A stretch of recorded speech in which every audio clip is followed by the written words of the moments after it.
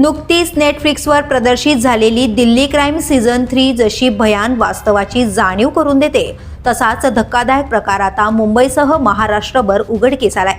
गरिबीचा फायदा घेत अल्पवयीन मुलींना मोठमोठी स्वप्न दाखवून परदेशात विक्री केल्याचे धक्कादायक रॅकेट पोलिसांनी उघड केले आहे।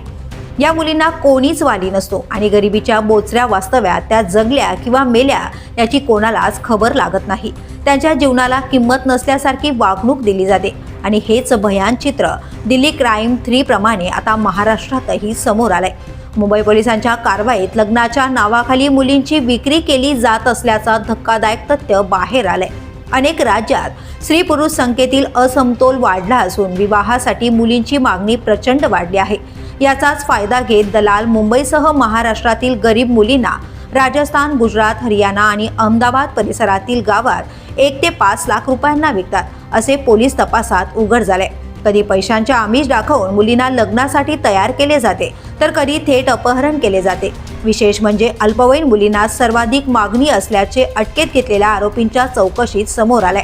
लग्नाच्या नावाखाली सुरू असलेल्या मानवी तस्करीचा काळाकुट्ट व्यापार उघडकीस आल्याने महाराष्ट्रात मोठी चिंता निर्माण झाली आहे। The police news bureau, Mumbai.